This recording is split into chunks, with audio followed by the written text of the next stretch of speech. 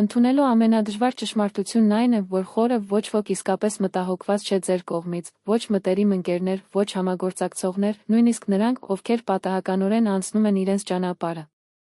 Յուրաքանչյուր մարդ այնքան կլանված է իրենց իսկ մարտերում, վախերից եւ երազում, որ իրենց ընկնումը, արցունքներն ու ճիչերը կորչում են ուրիշների կյանքի աղմուկի մեջ, որքան շուտ հասկացաք դա, այնքան ավելի քիչ տառապանք կզգաք, քանի որ ակնկալում եք օգնություն, որը երբեք չեք ժամանա։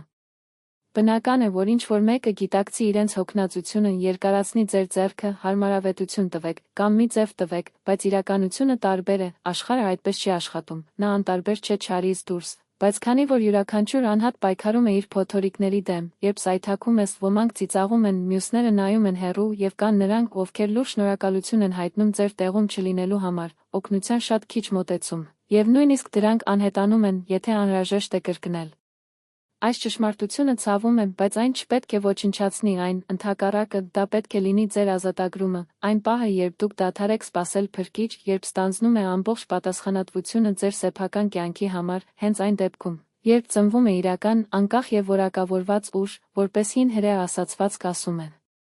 Այստեղ սովորելը չի բողոքում ուրիշների անտարբերությունից, այլ դադարեցրեք սպասումների վրա էներգիա ծախսելը, դա վերցնում է իրենց գոյության վերքերը եւ գործում է այնպես, կարծես դու գոյություն ունես, դա սարսափելի է թվում։ Գուցե, բայց սա հենց ներքին ազատության ճանապարհն է, մինչ դուք ակնկալում եք, երազեք ճանաչմամբ կամ հաստատման ձգտելով, դուք շղթայված եք, այն օրը, երբ դուք ընդունում եք, որ ոչ ոք չի գա ձեր օգնության համար, դուք գտնում եք, որ բանալին թողնի։ Ամենամեծ ծուղակը, որում ընկնում են մարդկանց մեծ մասը, այն պատրանքն է, որը ինչ-որ մեկը կգա իր կյանքը փոխելու համար։ Բոսը վերջապես կգնահատի իրենց աշխատանքը, ընտանիքը կզգա նրանց ջանքերը, տարիներ անցնում են, եւ այն, ինչ մնում է պարզապես հիասթափություն, դուք արդեն սպասել եք նաեւ դրան։ Ամեն անգամ, երբ դա տեղի չունեցավ, այն ավելի խորտակվեց անտեսանելիության զգացումից։ Պատկերացրեք տեսարանը։ Մարդը խեղդվում է գետի մեջ եւ գոռում օգնության համար, մի քանի նկարահանումներ իրենց բջջային հեռախոսով, մյուսները պնդում են, թե ում մեղքն է, շատերը պարզապես շրջվում են ջրի մեջ, միայն դու մնում ես, եթե չսկսեք լողալ, ոչ ոք դա չի անի ձեզ համար։ Սա կյանքի փոխաբերությունն է, ամենաշատը խեղդված պարտքի, խնդիրների եւ կախվածության մասին, ուրիշների կարծիքից միշտ սպասում են փրկչի, որը երբեք չի ժամանում, դա սարսափելի է, բայց դա նաեւ մաքուր ճշմարտությունն է։ Միայն դուք կարող եք դադարեցնել խորտակվել եւ սովորել լողալ։ Հրեական իմաստությունը սովորեցնում է, մի մեղադրիր գետը, սովորիր լողալ, մի բողոքիր փոթորկի մասին, նավակ կառուցիր, աշխարհը արդար չէ հավասարապես տարածելու խնամքը, կան միայն օրենքներ, որոնք ուժեղից առանձնացնում են ուժեղները, եւ կարեկցանք փնտրողները դառնում են թակարդ։ Ինչու ենք պնդում այն ֆանտազիան, որը ինչ-որ մեկը կլուծի ամեն ինչ մեզ համար, քանի որ դա հարմար է, ակնկալումը ավելի հեշտ է, քան գործելը, երազելը ավելի քիչ աշխատասեր է, քան շինելը, լաց լինելը պահանջում է ավելի քիչ ջանք, քան փոխելը։ Բայց դա հենց այն է, ինչը թուլանում է, երբ գիտակցում եք, որ ուրիշների վրա հույսերը պահելը թույն է, նախկինում սպասվող էներգիան դառնում է վառելիք ձեր սեփական ուղիները, ձեր սեփական ուժերը ստեղծելու համար։ Այսօր ես կներկայացնեմ գոյատևման 12 սկզբունքներ, որոնք ոչ միայն ձեզ չեն պահում, այլև ձեզ ավելի ուժեղ դարձնում, նրանցից յուրաքանչյուրը դարեր շարունակ կուղվի սերունդների միջև, հասկացողների միջև։ Գոյատևելու համար պետք է կախված լինել իրենց ձեռքերով։ Առաջին քայլը գիտակցելը, որ սպասումները լուր մարդասպաններ են, նրանք գողանում են իրենց կյանքի տարիները, չորացնում են իրենց ուժերը եւ թողնում նրանք ատվածահար, մինչ դուք սպասում եք ճիշտ պահին, օգնություն կամ ճանաչմանը, մյուսները գործում են, եւ քանի որ դրանք առաջ են գնում, դուք մնում եք լճացած։ Այլևս մի սպասեք, քանի որ վաղը չի կարող ժամանել, եւ ժամանակը միակ մետաղադրամն է, որը դուք ամեն օր անցկացնում եք առանց փոխհատուցման։ Առաջին կանոնը ծանր, բայց ազատագրումը սա է, ոչ ոք պարտավորություն չունի օգնել ձեզ, դա դաժանություն չէ, դա ազատագրում է։ Հիշեք այն երիտասարդի պատմությունը, ով բողոքել է Ռաբբին, ես օգնում եմ ուրիշներին, բայց երբ դրա կարիքը ունեմ, ես մենակ եմ, Սեյջը պատասխանեց։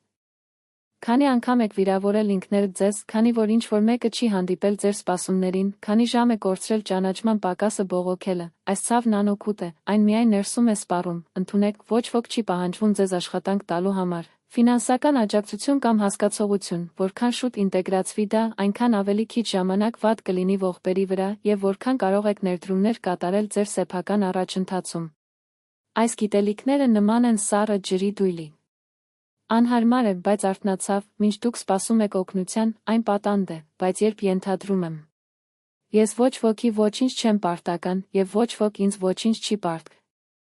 Դուք ազատվում եք ինքներդ ձեզ, ձեռքերդ անվճար են կառուցելու համար, ոտքերը քայլելու համար։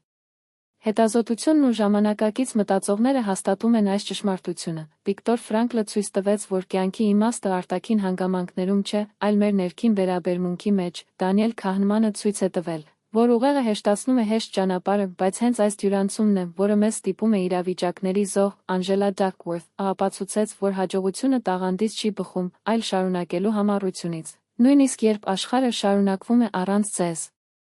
Հիմա ազնիվ հարց տվեք. որտեղ եք ավելի շատ էներգիա ներդրել այսօրվան սպասել կամ գործելիս, քանի տարեկան եք կորցրել հավատալով, որ ինչ-որ մեկը կլուծի ձեր խնդիրները, քանի օր եք անցել առանց կոնկրետ քայլի։ Ուժեղ մարդը դադարում է սպասել, նա նստում է գիշերը, դեր է կատարում և գրում է. ես վաղը կանեմ, ուստի պատասխանատու եմ, սա որևէ մեկին չեմ կարող պատվիրակել, այս նշումները պարզ են, բայց դրանք գործում են այնպիսի քարտեզի, որը ձեզ տանում է մառախուղից։ Փորձեք այսպես ապրել ընդամենը մեկ շաբաթվա ընթացքում, դուք կնկատեք, որ ուրիշների հետ զայրույթը և հիասթափությունը սկսում են անհետանալ, դա կտեսնի միայն իրեն և սեփական քայլերը, և սա միայնություն չէ։ Ինքնավարություն է։ Քանի որ ուժը ոչ միայն մկանների կամ ակնթարթային քաջություն է, դա գերակշռում է հենց կյանքի ընթացքում, և առաջին կանոնը, պարզ և անողոք, հնչում է զարթուցիչի նման. դադարեք սպասել, ոչ ոք պարտավորություն չունի հոգ տանել ձեզ համար, և սա դաժանություն չէ, դա ձեր իսկական ազատության դուռն է։ Երկրորդ կանոնը նույնիսկ ավելի ծանր է, ոչ ոք չի հավատա ձեզ, մինչև չհավատաք ինքներդ ձեզ, դրանք դատարկ բառեր չեն։ Դա օրենք է, որը կառուցում կամ ոչնչացնում է ուղղությունները։ Մտածեք հրեական Շտետլի երիտասարդի մասին, երազելով գիտնական լինել, մինչդեռ հարևանները կրկնում են. դուք չեք կարող գումար չլինել, նա համարյա հրաժարվեց, համարյա մինչև քո հայրը ասաց նրան. որդեակ, եթե չես հավատում, որ կարող ես ինքդ բարձրանալ, ինչու պետք է ուրիշները, հավատքը ծնվում է ձեր մեջ, և միայն դրանից հետո աշխարհը սկսում է հետևել դրան։ Երիտասարդը դարձավ անվանի բժիշկ, որի անունը գերազանցել է գյուղի սահմանները։ Տես, համաշխարհային հայելիներ, թե ինչ ենք մենք կրում ներսում, եթե դուք լի եք կասկածով, մարդիկ զգում են այս դատարկությունը և վերաբերվում ձեզ որպես դրանցով լցված տարածություն, բայց եթե ձեր ներսում կա ամուր միջուկ, նույնիսկ ամենաուժեղը կհարգի ձեզ։ Այս կանոնը ցավում է, քանի որ ավելի հեշտ է բողոքել։ Ոչ ոք ինձ չի պաշտպանում, ոչ ոք ինձ չի հավատում։ Ճշմարտությունը սակայն այն է, որ ոչ ոք ձեզ ոչինչ չի պարտք, մարդիկ միայն հավատում են նրան, ով ապավինում է։ Քերոլվերը ցույց է տվել, որ աճը սկսվում է, երբ մենք դադարում ենք տեսնել տաղանդը որպես ֆիքսված և սկսել ներդրումներ կատարել, երբ կարծում եք, որ կարող եք զարգանալ, փնտրեք ուղիներ, ոչ ներողություն, ծովային Ռավիկանտն ասաց, որ դա հատուկ գիտելիքներն ու ինքնուրույնության ներքին ուժն է, որոնք ստեղծում են մի բան, որը չի կարող գողանալ կամ կորցնել։ Քանի անգամ եք լքել ձեր ծրագրերը հենց այն պատճառով, որ ինչ-որ մեկը կնճռոտ է քիթը, քանի անգամ է դադարել գործել, որ քաջության պակասը հայտարարվի, այո, ես կարող եմ։ Հիմա պատկերացրեք մեկ այլ տեսարան։ Առավոտյան արթնանում եք հայելու մեջ, և սովորական ձայնի փոխարեն դա չի աշխատի, ես հավատում եմ։ Հենց այս որոշումն է, որը ձեզ հնարավորություն է տալիս հետևել։ Հրեական իմաստությունը սովորեցնում է, հավատքը պասիվ հույս չէ, դա ընտրություն է, ընտրությունը վեր կենալու և գործելու համար, նույնիսկ եթե աշխարհը դեմ է, այս որոշումը կայացնելիս սկսում է գործել որպես բնական օրենք։ Նրանց շրջապատի մարդիկ սկսում են հավասարեցնել իրենց ներքին ամրությունը։ Հիշեք, մինչ դուք կասկածում եք ինքներդ ձեզ, ոչ մի խթանման խոսք չի առաջանա, բայց ես կարող եմ ասել, որ կարող եմ, այլևս տուժող չէ, դառնում է մեկը, որին ուրիշները հավատում են։ Հետևաբար, երկրորդ կանոնը. ոչ ոք չի հավատա ձեզ, մինչև չհավատաք ինքներդ ձեզ, դա կարծրություն չէ։ Դա ճշմարտությունն է, որը բացում է ուժի ճանապարհը։ Երրորդ կանոնը նույնիսկ ավելի ցնցող է, կարգապահությունը ուժեղի զենքն է, շատերն էլ փախչում են այս բառից որպես բանտ, բայց հենց դա է, որ փխրունը վերածում է ինչ-որ մեկի, անհնար է անտեսել։ Մտածեք, աղքատությունը հաճախ ծնվում է ոչ թե ռեսուրսների պակասից, այլ ինքնուրույն բացակայության պատճառով, մարդը քիչ է վաստակում և ամեն ինչ ծախսում է ապարդյունության վրա, ման անկանում եք ավելին, բայց առաջ, այն ասում է սկսել վաղը, և այսպես ամիսներ, տարիներ, ցերեկ, մի հին ռաբբին ասաց աշակերտներին. եթե դուք ինքներդ չեք իշխում, ձեր թույլ կողմերը իշխելու են ձեզ։ Կարգապահությունը չի սպանում ազատությունը։ Այն ստեղծում է այն, երբ ծանրաբեռնված եք, երբ ի վիճակի եք ինքներդ ձեզ ստիպել աշխատել, սովորել, խնայել և ներդնել, ձեզ ազատվում են քաոսից, պարտքից և ավտոկոմանից։ Դիտարկեք հարուստներին և հզորներին։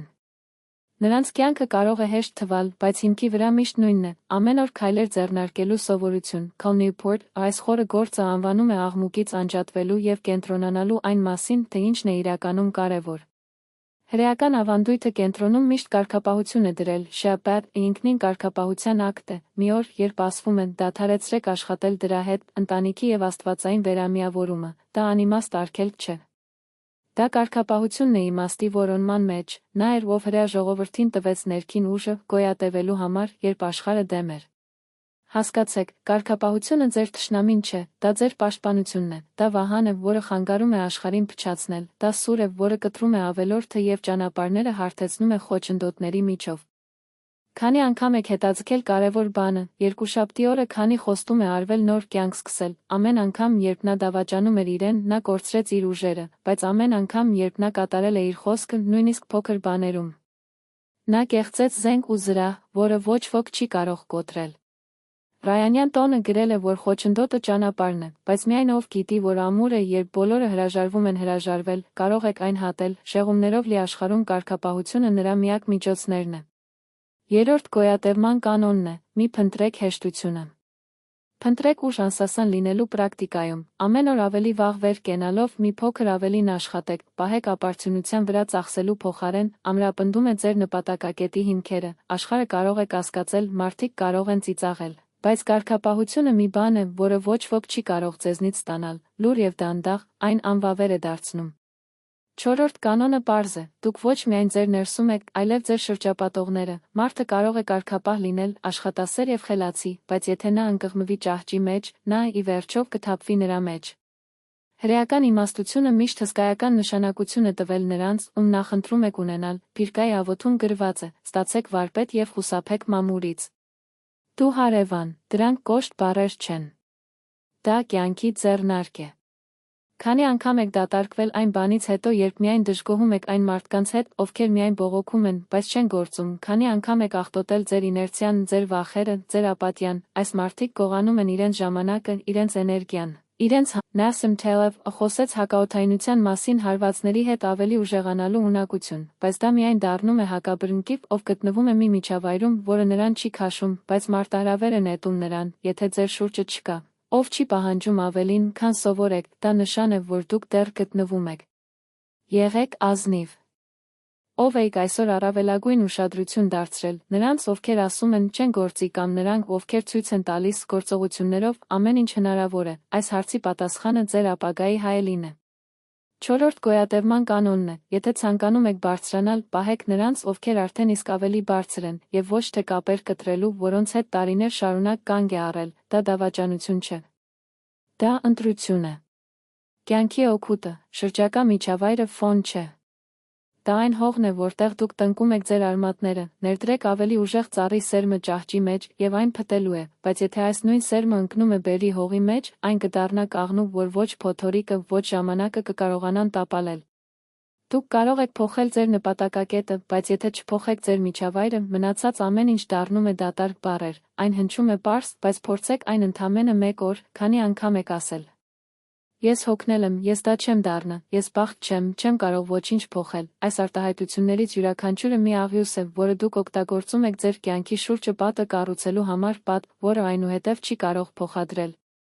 Հրեական իմաստությունը սովորեցնում է, լսեք ձեր շրջապատի խոսակցությունները, ոմանք միայն խոսում են ճգնաժամի, աղքատության, հուսահատության մասին, կարծես մարգարեանում են իրենց սեփական ձախողումը, ընդհակառակը մյուսները խոսեք հնարավորությունների, աշխատանքի մասին, որը կարող է ավելի լավ լինել, եւ տես։ Ձեր կյանքը ձևավորվում է այնպես, ինչպես ձեր խոսքերը։ Սա պատահական չէ, դա օրենք է։ Վիկտոր Ֆրանկլը գրել է, որ նույնիսկ համակենտրոնացման ճամբարում մարդը մնաց մարդուն, քանի որ կարող էր ընտրել իր վերաբերմունքը կատարվածի նկատմամբ, եւ վերաբերմունքը սկսվում է այն անունով, որը մենք տալիս ենք իրերին, վերջ, բառը ձեզ դարձնում է զոհ, դատավարություն բառը ձեզ մարտիկ է դարձնում։ Հարցրեք ինքներդ ձեզ հիմա։ Որ բառերը ես ամենից հաճախ կրկնում եմ, արդյոք դրանք ամրացնում են այն կամ թուլացնում են այն, քեզ քշում եք գործողություն կատարելու կամ արդարացնելու ձեր իներցիան, հասկացեք, աշխարհը լսում է ձեզ, ձեր երեխաները լսում են ձեզ, ձեր հոգին լսում է ձեզ։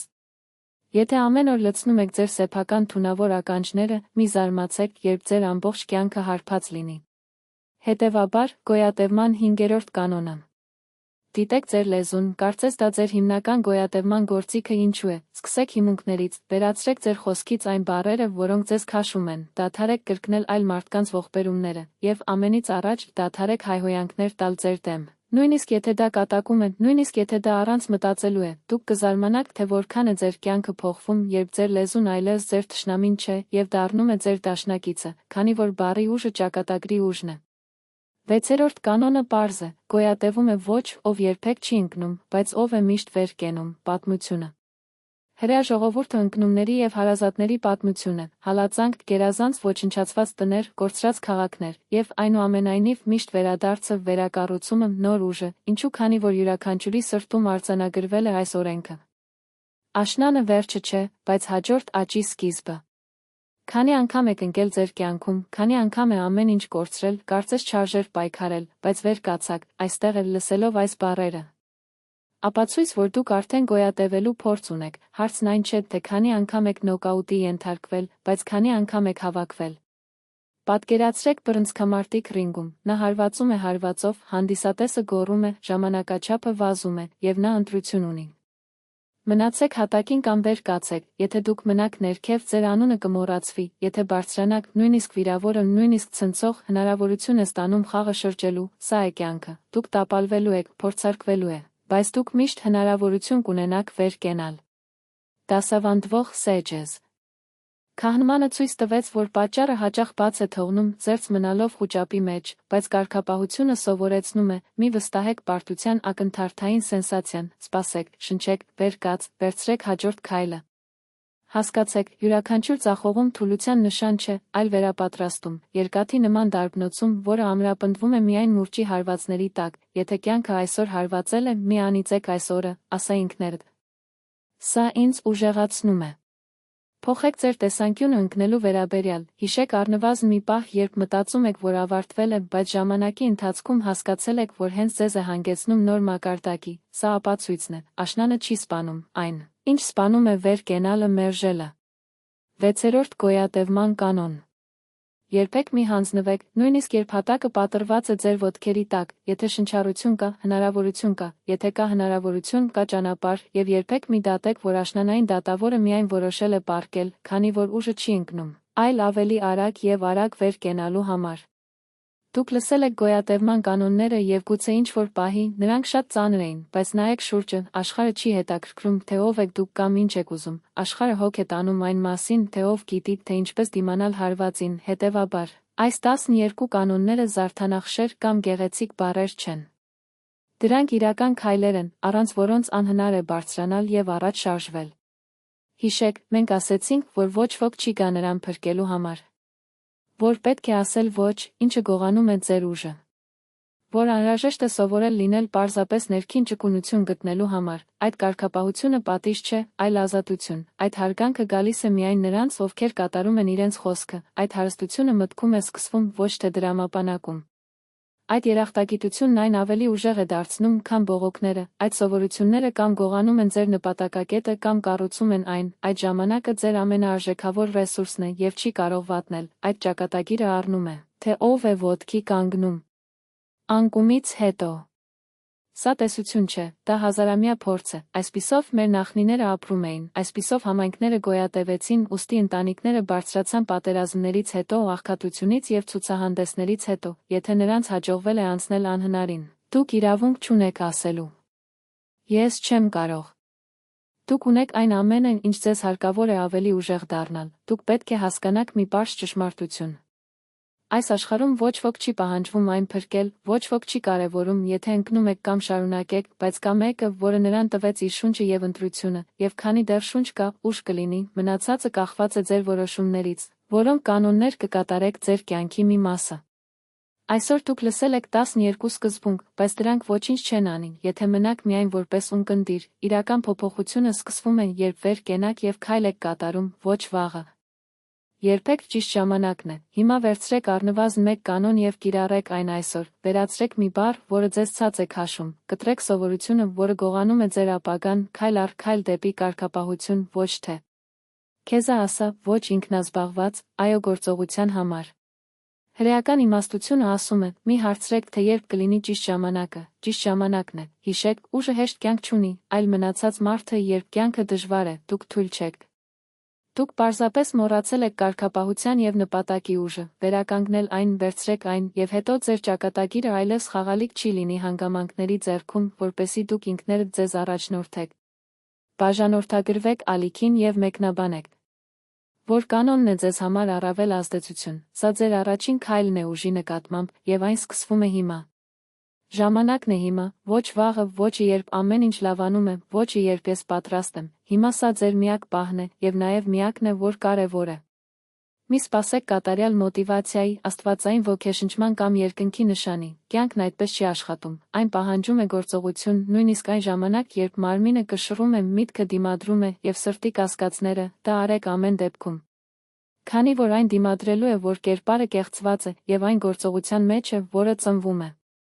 Խոսքը չէ ամեն ինչ լուծված, խոսքը սկսելու մասին է նույնիսկ կտորներից դուրս գալով, մի քայլ, սակայն փոքր արդեն ավելին է, քան առավելագույնը, և հենց այս քայլն է, որը առանձնացնում է նրանց, ովքեր երազում են կառուցողների մասին։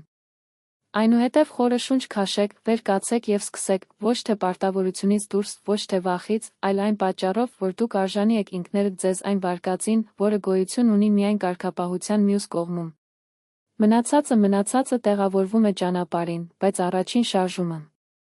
Այս մեկը պետք է լինի ձերն է, հիմա։